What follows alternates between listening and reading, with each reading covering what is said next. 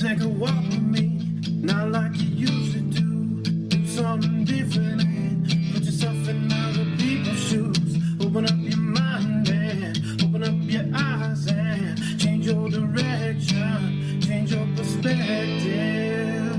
Welcome into Other People's Shoes. I am your host, Neil Matthews. Thank you so much for hitting play today. Listen, you could have pushed play on any number of whatevers. My friend, David Thibodeau, just a little side segue here. He is in a new documentary series on Netflix called Waco. We had him on a while back. I watched it, didn't love it. David did great, by the way. Waco's just a hard thing for me still. So if you have something else to look at or watch, check it out. It was pretty awesome. Waco was pretty amazing. They did a good job. David did great, as I said. Let me tell you, I am excited to sit with her. We booked her it feels like eons ago, but we're finally getting to walk in her shoes today. She has an amazing book out, and we're going to talk about that. Here's the question that I want to lead off today's show with, and that's this. You're at a restaurant, bustling tables. You've had a great meal. Maybe it's that loving chicken fried steak. Eggs made just the way you wanted. They were scrambled perfectly. Hash brown, crispy like always, bacon simmering, still sipping that last cup of hazelnut coffee. That's right, hazelnut coffee is the only way to go, by the way. And you're getting ready to leave, and the check comes, and you have that perplexing moment. I'm going to pay the bill, but how much do I tip? Let's put a pin in that, as my mom would say, and let's come back to that. Welcome my guest today, Barbara. Barbara, how are you today? Hi, Neil. I'm doing great. I'm excited to chat with you. What an intro, right? What a thing to set the table. Oh, look what we did there. And set the stage for your entrance. Nice. The jokes may get better, just full disclosure. That's okay. I'm really good at laughing at things that aren't funny. Oh, wow. Right back. See, you have to give it back. Well, Barbara, thank you so much for joining us today. We're really excited that you're here today. I'm excited to, again, talk about your book, but really, truly is this whole tipping situation. I told you this kind of preliminary, and even in the green room, I've struggled on so many levels on tipping. And I'm going to just tell you right out of the gate, and then we'll get more into your stuff. There have been moments I have not tipped, and I'll tell you why more in that in a moment. But I'm excited, again, that you're here today. Before we get too far, we got to answer this amazing question. Now, you said you've been on 47. Are we 48 or are we 47 still shows? I think you're 47. Okay, so we're 47. We're not 50. I was kind of hoping we'd be big 50. It's fine. So 47 shows now, which, by the way, I applaud you. That's a lot of guesting. What style of shoe do you love to wear? Ooh, that's a great question. I like a sneaker these days. Like a black sneaker is usually what I'm rocking these days. Most people who meet me today as somebody who owns and operates a women-owned construction company in Manhattan. So I try to wear shoes that can handle a job site, but that also look good at a client meeting. And then when you spent a decade in 6-inch pleasers, you really go for comfort whenever you have the option. That's awesome. Okay. And so now I know, New York fashion, Manhattan, I would imagine. I've never been out to New York, by the way. It is on the list. So New York fashion, Manhattan, we got to have a style. I mean, there's got to be a brand name. Who are we rocking? I mean, are these shoes just plain Janes, or do they have like a Nike swoosh on them? No, like I said, like after decades of 6-7-inch heels, you go for comfort. Now I think they're like borderline orthopedic. They're called bionics. They have like arch support. No, it's New York fashion runs the gamut. You have all different sorts of aesthetics. And I'd say my current aesthetic is like, I don't know, Scandinavian horse jockey. That's my current aesthetic. Nice. No, I hear you. The arches are crying if you have to put on a stiletto. That's not happening anymore. No more. No. Yeah, you're done with that. I'm done with that. You said kind of your intro of the shoes, which, by the way, we always ask that because we got to know what shoes we're in. Obviously, other people's shoes. People always like, why do we ask the shoe question? It's so bizarre. Well, I think it's a really great question because over the course of my career, it's went from non-slip shoes that you can wear in a restaurant to 7-inch stilettos that you can wear on a pole and on a stage to steel-toed construction boots. And so I have a lot of those shoe questions are really tied to my identity, who I've been over the past 20, 30 years. Forrest Gump said it best. I've worn lots of shoes. as weird as that line is, I really embrace it because I too have had a number of jobs. And in those jobs, much like yourself, I've had to wear different footwear. And so we're in your pair today of shoes. You mentioned something that I maybe just want to kind of have some silliness and then we'll move on to something more serious. You mentioned that you were wearing these pleaser shoes, and I'm messing that up. Tell me more about that and why were you wearing them? I mean, maybe there's an obvious reason, and then you said something about a pole, and maybe again, there's obvious reasons to that, but help us with that. Yeah. So when most people meet me today, they do know me as somebody who does construction, but what they don't know is I spent 20 years working in the service industry. And over the course of that 20 years, I was a bartender, a go-go dancer, a pole dancer, a stripper, a fetish performer, a sideshow showgirl, a circus performer, a flair bartender, a coyote, a pole dancer, a cater waiter, you name it. If it involved tips, I did it, and I did it all over the country. Those shoes really run the gamut from being really comfortable and utilitarian to really aesthetically pleasing. Aesthetically pleasing, those are the ones that are the pleasers. So it's a brand, a type of shoe that is typically found in a club atmosphere. Full disclosure, I have never been in a strip club. I've been by one, like on the outside. We have one in town, and I've been to Vegas, and I've even been to Fremont Street where they're doing God knows what down there. I've been at a bar, but I've never been in a strip club. I got to be honest, when we were preliminarily talking, I thought, okay, I got to ask this. And I have a young daughter, but I just got to ask from a dad, why would you get into that lifestyle of, forgive me for stripping, if that's not the right vernacular there? Yeah. I mean, I think that one, your question evokes a little bit of judgment. I think that's part of the zeitgeist of our culture. When you're growing up, you're taught don't become a garbage man and don't become a stripper. Those positions are moral and ambition failures. The reality is that there should be no shame in how anyone makes a living. Sex and service industry is the second largest industry in the United States. It's a multi-billion dollar industry. You're probably the only person I've ever met who's never been in a strip club.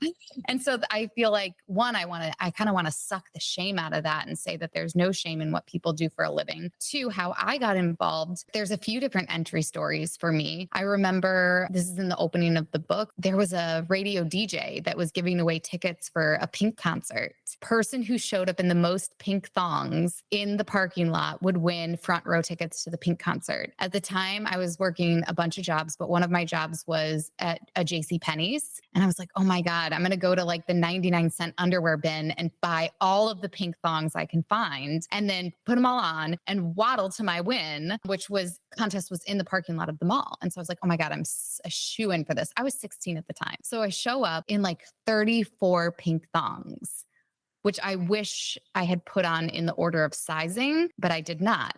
And so I show up at the parking lot and the DJs were like, oh, well, we have to count them in order to be sure that you're the winner. And so I have these older men in this van, in this parking lot of this mall, asking a 16-year-old girl to take their underwear off in the parking lot. And I won. I have a lot of feelings about that situation now, but I remember a few of the security guards at the JCPenney's coming up to me afterwards. And they're like, if you do that same thing at a party that we're hosting for the weekend, I'll give you $300 plus tips. And I was like, sold. And so, I mean, that's kind of like where it started. It was this innocent young girl trying to get some concert tickets to have a good time. How that manifested was it took a few more years. I worked in the service industry, waiting tables, bartending, doing a bunch of other jobs for tips. Ultimately, I really liked to dance. I really liked to entertain. I really liked the beautiful costumes and putting on the makeup. I loved the camaraderie of the girls that I worked with. I liked being able to bring up the energy of an establishment with my own energy. People don't realize this, but there's a lot of skill to this job. You are a salesperson. You are rocking time management. You are a conversationalist. There's so many subtle skills that you have in order to work in a service-based establishment. I was good at all of them. There's a real art to it. Yeah, just to help. I would never want to judge or make somebody feel judged by any means. So if you felt that way, that was not coming from this side. Past guest, Rebecca Bender, who is big in the sex trade and getting girls out of that. And so maybe that's a little bit of a tender moment for me. Barbara, we just met, and I would never want somebody to get lured into that and then have that happen to them. Well, I think it's really important to separate sex trafficking from sex work. Those are two very, very different industries. If you can even call sex trafficking an industry, it's a crime. And it is typically underaged people. Whereas whenever I was at a club atmosphere, I was an adult and I knew what I was getting myself into and I was choosing that. That was a work choice. I think people often conflate those two industries, and really they don't really belong on the same table of the same conversation, in my opinion. Yeah. And see, this is what I love is we can flush that out. We can have that dialogue and it's okay. Yeah. Because you have your thought, I have mine. It doesn't matter. We're having a conversation. And to me, that's what it's about. All right. So silly question. As I mentioned, kind of in the green room, full disclosure, I told a couple folks who were coming on, I told them a little bit of your background and somebody did ask. So we have to settle this. I know it's maybe a little silliness here, but you had a stage name. Did you have a stage name or did you go by Barbara? What was that? No, I don't think my parents named me with the idea that I'd be working in a club environment. So no, I did not use Barbara. Also, I think it's important to remember that when you're working at a club, privacy is important, boundaries are important, and also fantasy is important. To use all of those things, whether it's fantasy or privacy, a pen name, pseudonym is important part of that. And so my stage name was Roxy, which again, very cliche, but when you're young, it was the first one that came up. So once you name yourself, you can't ever go away from Roxy then. No, you can. There's no hard and fast rules. You can switch it at any time you want to. See, I don't know because I don't know. I've never been to one. I don't know. So back to this. Let's go back to my kind of intro, kind of onset, my breakfast story that I was telling, which if I'm having breakfast, 90% of the time it's chicken fried steak. I don't care where I am. It's like, I don't even look at the menu except to say to the waitress when she comes, hey, you guys have chicken fried steak? As soon as she says yes, she might like zoom by us and then onto another table. I'm like, okay, I don't need to look anymore. I know what I'm having. The check comes. I'm very perplexed. Sit in the booth with me, if you will. What do I do? What do I tip? Let's say my meal is... let's say $25. That seems about reasonable for breakfast for my wife and I. So my wife's there too, because it'd be weird if we were having breakfast, just you and I. I don't think that'd be weird. But so we're having breakfast. We finished. We had a great conversation. Like hopefully we're having right now. Now what do we do? I'm going to pay, by the way, because I invited you. So I'm going to pay so you don't have to worry about paying. What do we do next in your mind? In my mind, a lot of people don't understand the service industry and why tipping is important part of that process. When you are getting a service, and oftentimes it's a luxury. Eating out is a luxury. Getting someone else to make your coffee is a luxury. Going to a club is a luxury. Going to a bar and having somebody make you a craft cocktail, that's a luxury. And if you can't afford that luxury and you can't afford to tip, then by all means, there's other avenues to have fun. You can have a picnic. You can have a potluck. You can cook at home. You can put a bar in your garage. So when you are out at a service-based establishment, it's important to remember the fact that you're getting a subjective experience. You're the only person who got your type of service.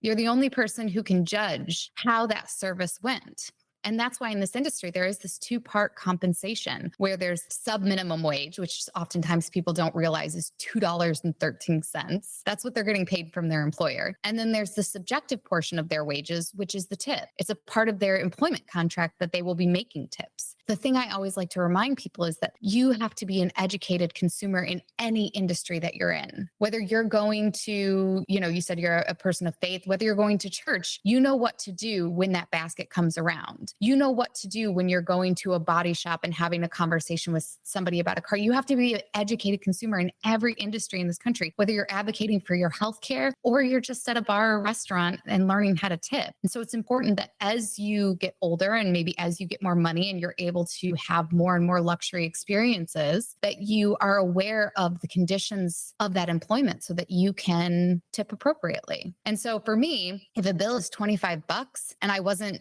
spit on, stabbed, or sued during my dining experience, I'm given 25%. And I can tell you why. $2.13 is the sub-minimum wage. It's laughable. Oftentimes, people in the service industry don't even get a paycheck because it's eaten away in taxes. The money you are giving them is the only money that they are seeing. I'm passionate about it because I did it for 20 years and I saw how hard people struggled. As I started to write the book and prepare for the book, I did a lot of research on the economics of the industry. And the people who work in restaurants, bars, and clubs on tips age into the most economically disadvantaged population in our country, twice as likely to experience poverty, twice as likely to experience homelessness. These are people who oftentimes don't track their income, so they don't know how to claim their income appropriately, which means that they are missing out on one of the biggest safety nets that our country has to offer, which is Social Security. In 2020, the average Social Security payout was less than $20,000. And if you can't imagine living off of less than $20,000, then keep in mind the fact that these people aren't even claiming full income. They're going to be expected to live on half of that. So it's terrifying from a numbers perspective. When you look at the minimum wage as a country, our minimum wage has been adjusted multiple times. The sub minimum wage for tipped workers, which by the way is the only industry that has a separate sub minimum wage, has not been adjusted since the 60s. They're working against this uphill battle of not only having improper wages, but they also don't have health insurance. They don't have paid time off. They don't have a 401k. They don't have many of the benefits the typical 9-to-5ers enjoy and the safety nets that are in place for them. At the same time, when you go home from a job, what you're dealing with are your net numbers. Taxes have been taken out. All of this stuff has been taken out. So you're paying for groceries with net numbers. People who work in the tipped industry, that's their gross. There's been no deductions. And so when they're operating in a world where people are making considerations, they're kind of operating off of funky math. It's not their math, it's everyone else's math. That's why I'm given 25%. So here's where I'm at. I've been on cruises. I've been in obviously bars. I've been in haircut places. I've been in restaurants. So we'll go back to my restaurant situation. If it's really good service, I'll do 20%. Top tier, he or she who's waited on us. Now, I have had bad service. Because we all have, I think, on some level. I might do 10%, which I now feel terrible. Ooh. There have been times I have even given 0 if it's been really bad. For the record, that has been very rare that it's been really bad. Your thoughts on that? My thoughts on that? I feel some judgment coming this way, by the way. No, there's Speaking of judgment. There's no judgment. Like I said at the onset, is every industry requires education about how to operate within that industry. If you're going to a bar for the first time, I can tell if you're a first timer because you're going to order something crazy like a vodka and Diet Coke. That's how I'm going to know that you need a little guidance. I don't drink vodka Diet Coke. I might drink whiskey and Dr. Pepper, but come on. Come on. When I hear people say I've tipped 0 or I've tipped 10%, that just tells me that we need a conversation. There's some things that you're probably unaware of. You're unaware of the fact that that waitress has to tip out a busboy and that she has to come out of pocket on every single table a portion of what she makes in tips. And so when you're not tipping, you don't realize that not only is she getting paid 0, but she's getting paid less than 0.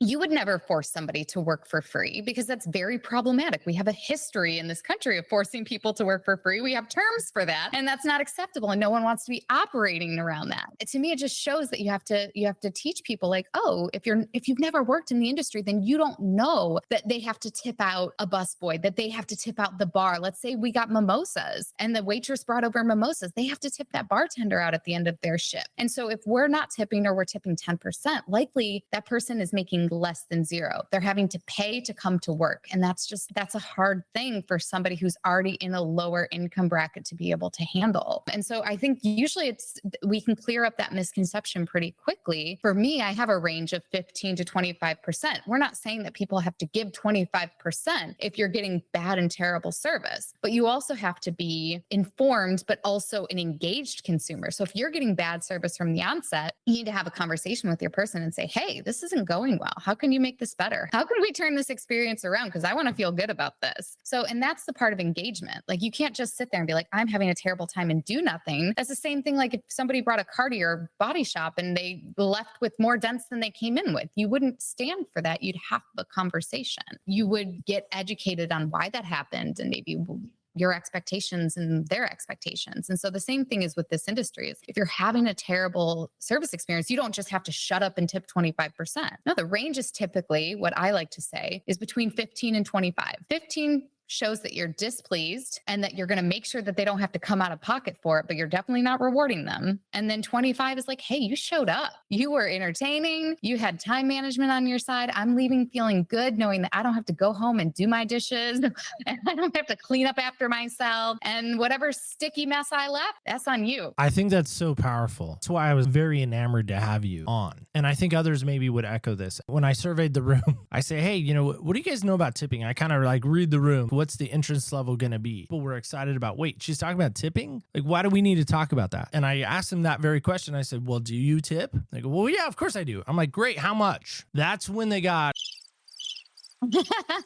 But that's when crickets kind of came in, truly. And I thought to myself, well, if I'm feeling this way and my coworkers and friends and people I trust in my survey room, if you will, are feeling this way, I got to think other people nationally, internationally, even because we have international presence, are feeling this way as well. I think you're right. Why do you think tipping is so hard for folks? I guess is my ultimate question. A lot of people don't realize the fact that tipping has been around in the US for hundreds of years. It popularized after slavery ended. Post-slavery, employers wanted to continue to profit off the backs of their Black, brown, uneducated minority workers. Yes, it started with a really problematic trend, but at the same time, there were two positions that were tipped positions. One was in a restaurant and the other was in railroads. So those were both tip positions. And I like to ask people, when is the last time you had a really great time with a railroad worker? Never.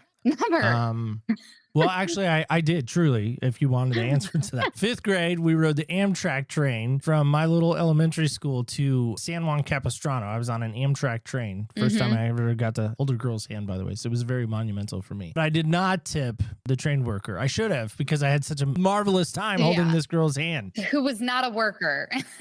Probably also so. He probably was playing a character. Who knows? My point is that people assume that it is these evil employers of these businesses that are not paying their workers, and that you then have to suffer the consequences of paying the worker because this terrible employer will not pay their worker. And it's like, that is not what's happening here. First of all, 90% of bars, clubs, and restaurants are owned by mom and pop industries. These are small business owners that operate off of less than 10% margins. These are really tough industries to run. And the reason that tipping is allowed by the government is because the government recognizes all of the intangibles that this industry brings forward. I'm a real estate investor. I'm also a contractor and a business owner. And so one of the things that I know is that these service industry establishments, whether it's beauty and body services, bars and restaurants and clubs, transportation services, they prop up the economy and the communities of where we live. They are the reason that our real estate valuations hold value.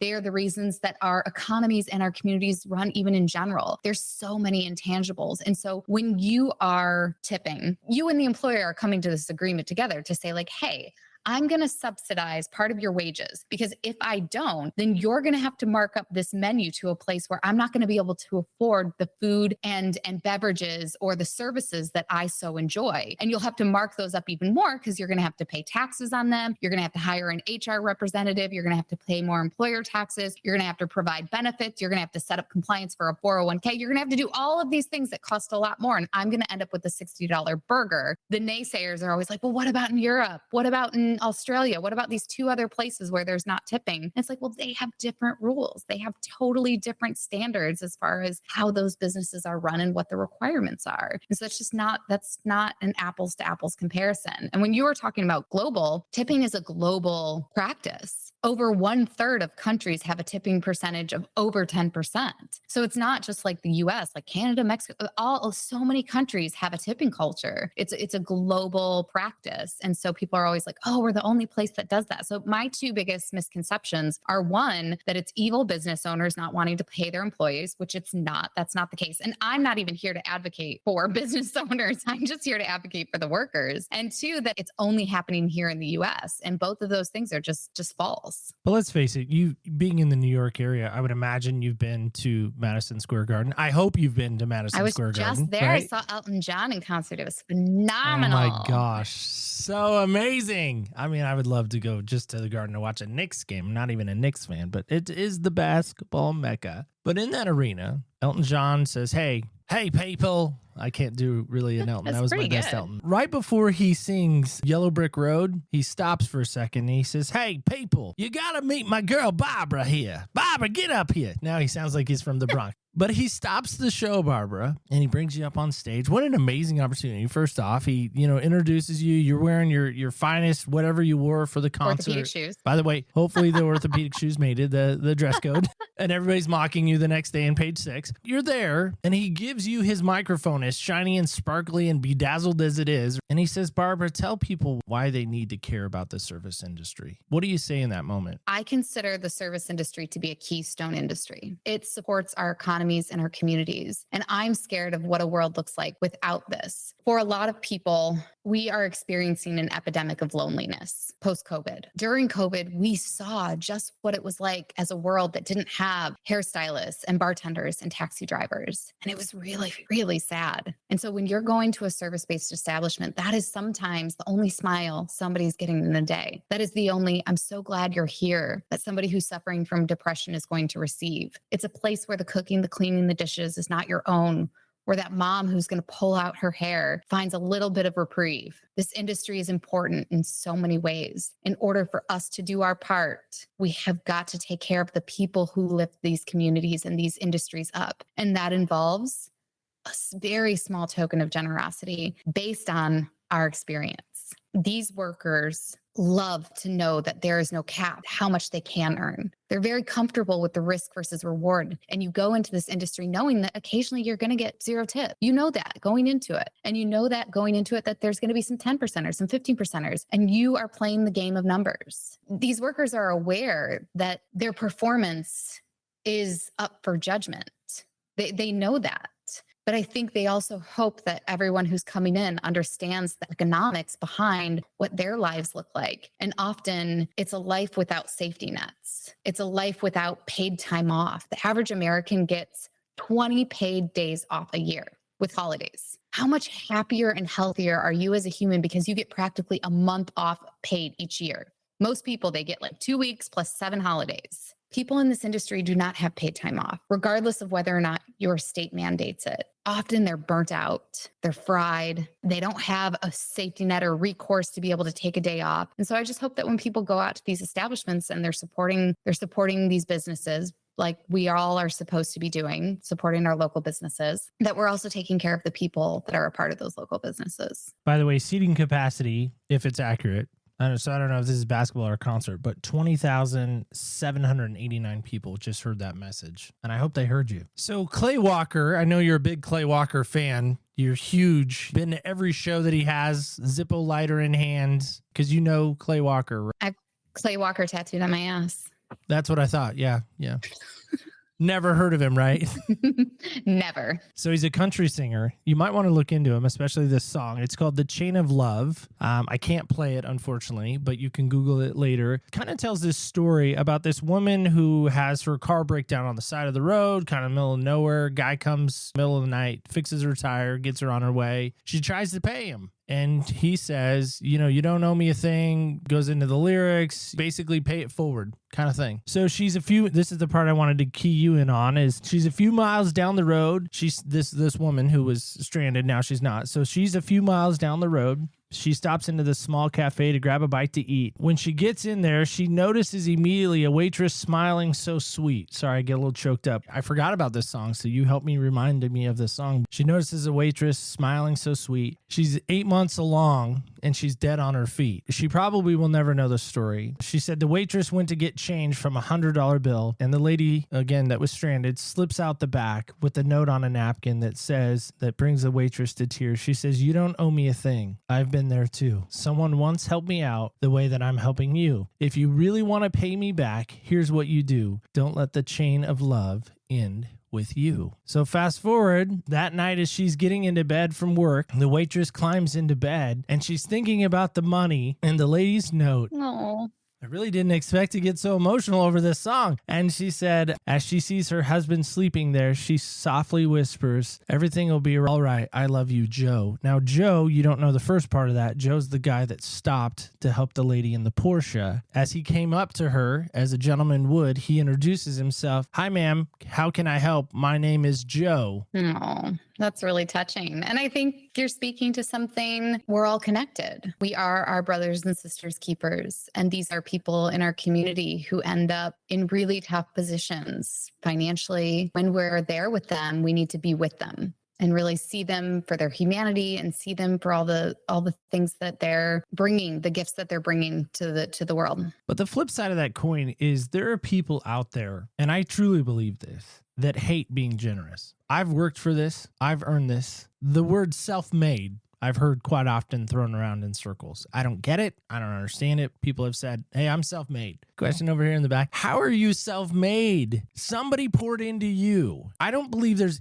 truly, and this is my little soapbox, I don't believe anybody is self-made. No. I don't believe that. I think that is the biggest crock you've ever been sold in your life. If you believe that, there's an oceanfront property in Arizona, George Strait song, by the way, that I'll sell you. Super cheap. Barbara will help us with that. That whole idea that I'm self-made, I've made this, I don't have to be generous. This is my money. I made it. You're serving me. Entitlement, this whole pretentious, I love that word, pretentious attitude. Did you ever encounter that in your spaces that you were involved in? And if so, maybe speak to that and how you counteracted that. My policy was be so good they can't ignore you. Whenever I was giving service, it was to the point where there's no way you're going to feel good about walking out of this situation unless you leave a really good tip. There's no way, because I was that good.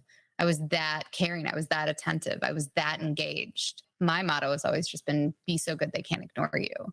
And obviously that's very dependent on where you're working and the structure of the place and the capacity that you have as an individual. That was always my way. And yeah, there's always going to be people who, when a law is not there forcing people to tip, they're not going to. My belief, I'm not a person of faith, and generosity is very important to me. Charity is very important to me. Charity is something to me that builds an abundance mindset. So if you're somebody who wants to create abundance in your life, you have to do that by giving. Otherwise, no matter how much money you have, you're going to be stuck in a scarcity mindset. And I think that, unfortunately, there's nothing you can do about that other than remind people, take a beat from your page and try to put yourself in somebody else's shoes.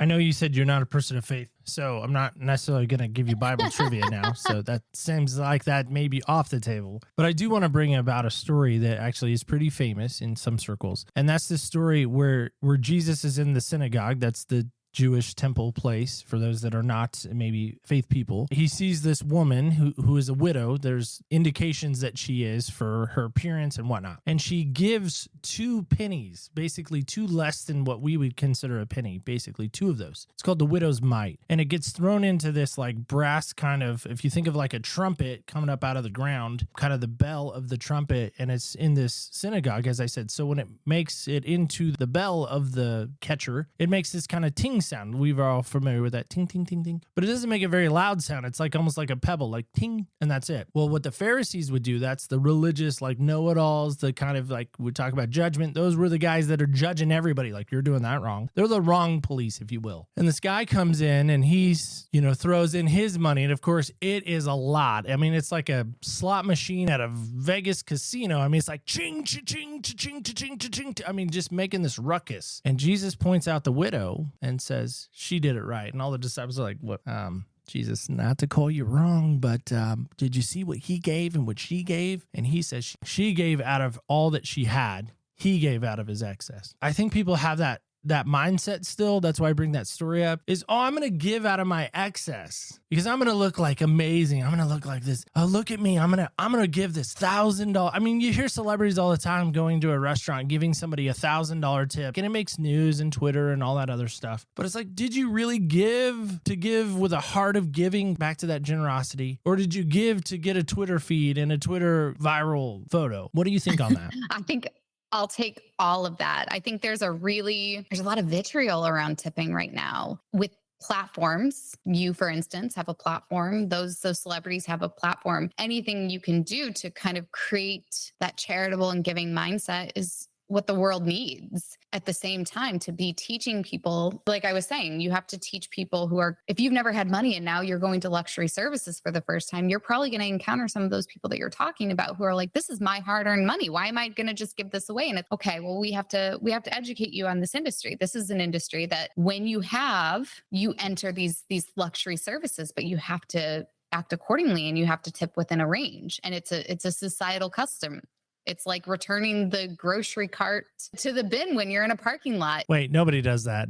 What? Oh my gosh, I always return my cart to the bin. To me, it's like that's the sign of humanity. Do you pick up after your dog when nobody's looking? Do you tip when nobody's watching? Do you return the bin when nobody's watching? Like those are the moments when our humanity is tested. Are we going to be responsible to the society that we're a part of? But why write the book? It's an epidemic. Tipping is an epidemic. I don't want to ever see anyone marginalized. I don't want to see anybody ever taken advantage of. I work really hard on being kind. It's hard.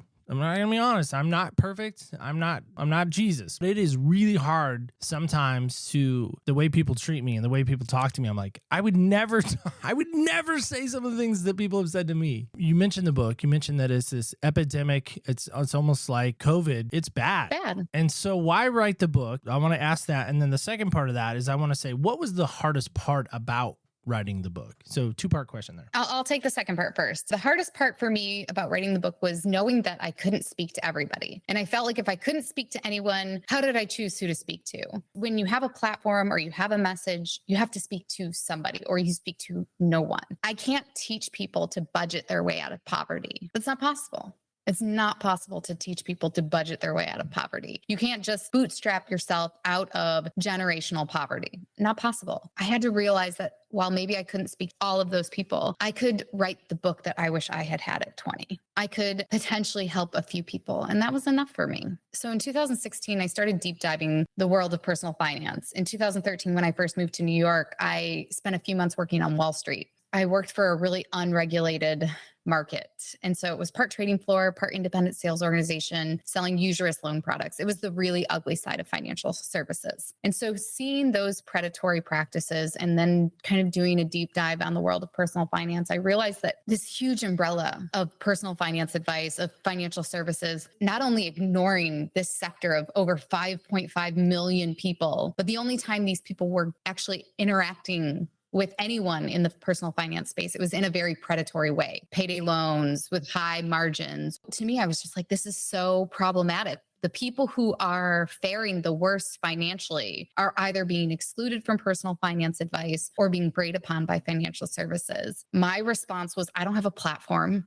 I can't talk to lobbyists or legislators. I don't have the language, the connections, or the resources to be able to do that. But what I can do is teach people how to take traditional personal finance advice, adapt it for people who are working in these environments and working with tips, and help them educate themselves and to control what they can control. I work for, like I said, I've worked part in service industry, part in construction. And in construction, there's this organization called OSHA. And OSHA, when they came about, their whole goal was we train the workforce and we will change the number of injuries and workplace deaths. And that's what they did. They educated the workforce and they changed the industry from within. And that's my goal. If I can educate the workers on the basics of personal finance, then I can change the industry from within. And so I wanted to break up this really good financial advice that a lot of people with means get access to and adapt it in a way that would be really relatable and understandable. In the world of personal finance, there's so much jargon is almost meant to gatekeep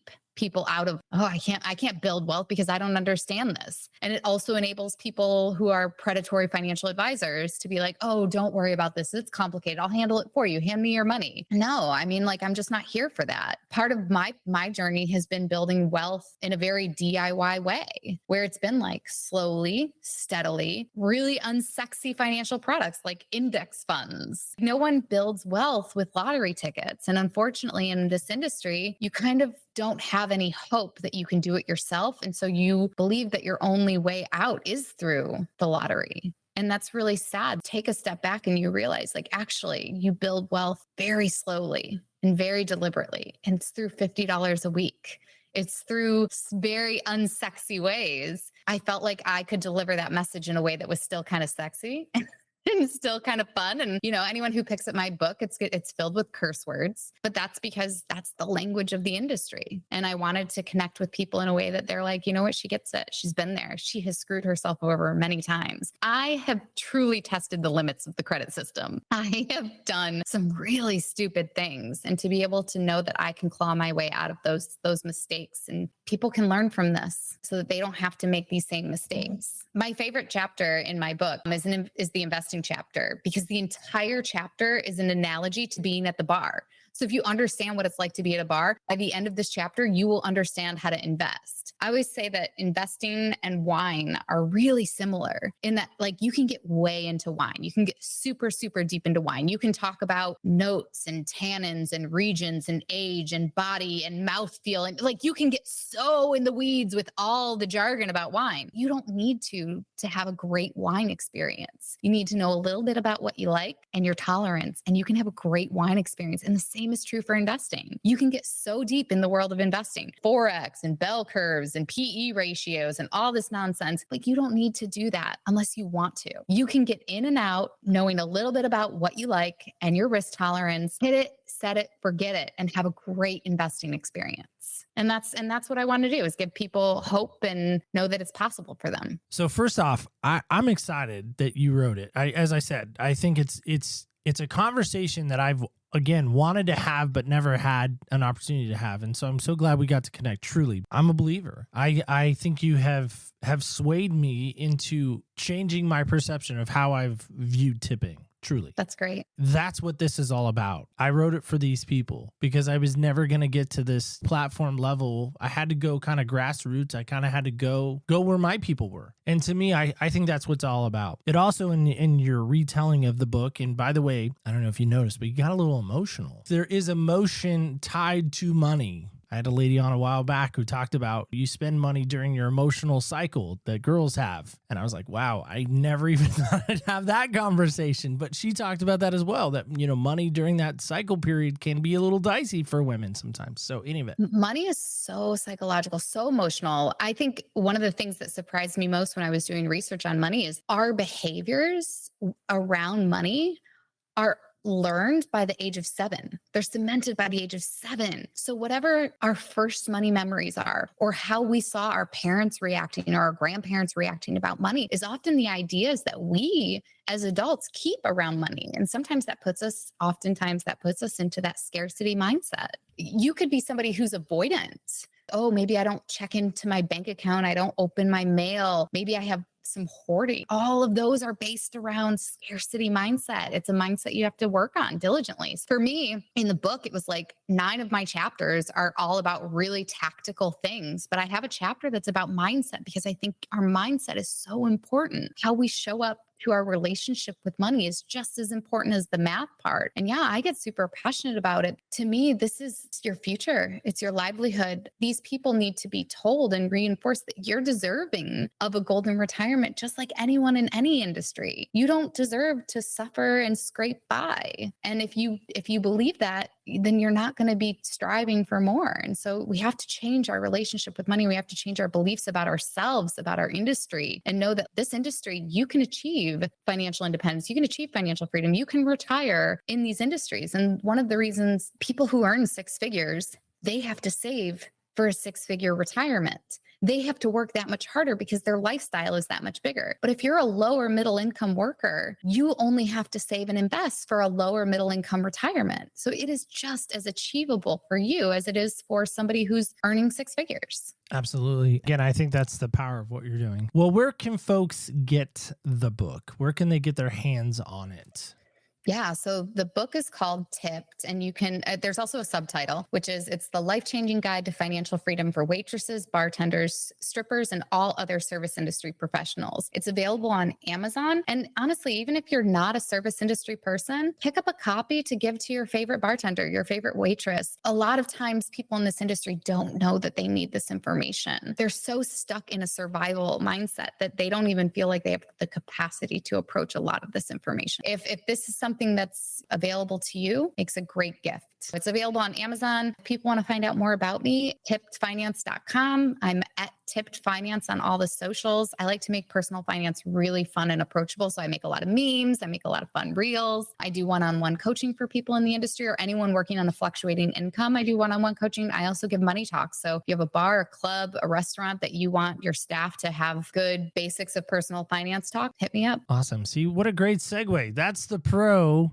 that has 47 shows and counting, by the way. She just went right into what we always ask for. So great stuff there. Well, Barbara, I feel like we have had some tears because I got a little emotional. You sort of got a little emotional. We're not going to call them tears, but maybe they were a little bit. We had some serious, we had some back and forth banter, but now it is time for the ultimate silliness. We do this thing at the end of the show called Senseless. It is these 5 random questions. 6th is the wild card. So 5 are on senses, 6th is the wild card. And it's just this silly thing we end the show with. But before we do, I just want to give you one kind of last kind of hurrah moment right now. The next time somebody goes to tip, they should do what? Put themselves in the shoes of their worker, the person waiting on them.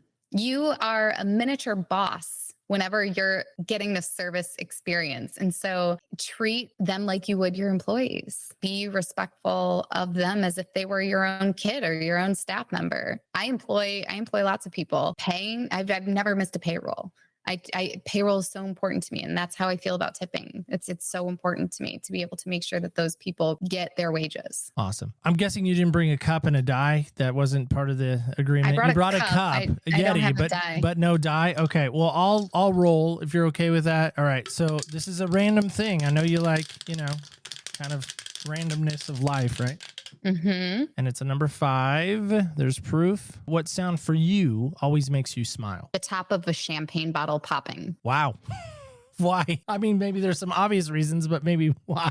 I mean, I think it's just like the sound of celebration and joy. Like anytime a champagne bottle is uncorked, it usually represents somebody celebrating something. It usually represents a good time about to be had, a cheer about to be done. I think it's representative of happiness to me. Barbara, thank you again for coming on. We really appreciate the time you gave us. I just want to say thank you so much. Being better tippers and giving us that motivation. And I really appreciate that. Well, thank you so much for what you do. I think it's really important, and this was a lot of fun. Well, guys and gals, kids and campers alike, that is it. That is all. You know what that sound means. It means it's time to get out of here. Before we go, don't worry. I mean, I take tips. Listen, there's a lot of shoes I would like to be tipped on. Add more stuff to the shoe catalog. Okay, I'm being funny a little bit. I mean it. When I was getting my hair cut just yesterday, and I knew Barbara was coming on, I really did have a moment where I had to stop and think. And I didn't even know Barbara, but I felt her voice and her presence, as weird as this might sound to some, in my ear already. How much are you going to tip, Neil? She did a really good job cutting your hair. I mean, look at it. You look like Sonic the Hedgehog. Barbara's not saying that, but that's what I imagine